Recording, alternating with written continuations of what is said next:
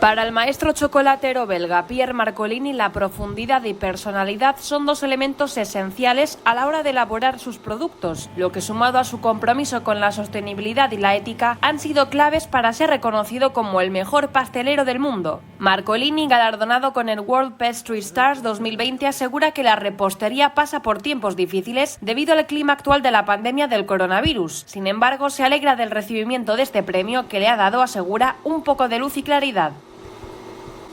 Ça nous fait du bien, on est très contents et on appréhende les fêtes de Noël avec beaucoup plus d'optimisme.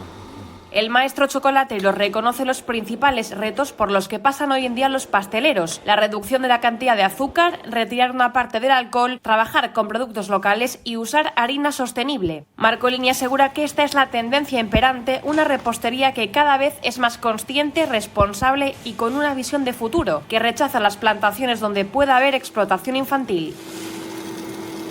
Parce que vous savez qu'aujourd'hui, dans le monde entier, il y a plus de 2 millions d'enfants qui travaillent dans les plantations de cacao et les gens ferment un peu les yeux, mais c'est quand même une réalité. Su seña de identidad es un chocolate con profundidad. Según él mismo reconoce, un buen chocolate tiene que tener personalidad.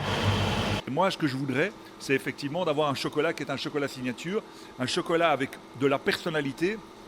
Et ce chocolat avec la personnalité, ça commence par des fèves de cacao bien sélectionnées.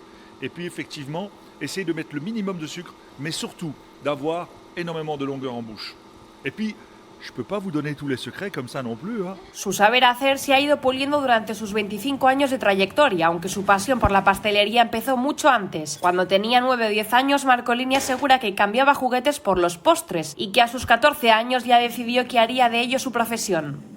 Pese al éxito y haber sido reconocido como el mejor pastelero chocolatero del mundo, el coronavirus también ha hecho mella en su negocio, en parte, según explica, por la disminución en los flujos de turistas y que la crisis del coronavirus le ha obligado a ir más despacio. No obstante, el maestro chocolatero asegura que este premio trae claridad y aterriza en sus manos reposteras en un buen momento, ya que con la llegada de la Navidad se muestra optimista.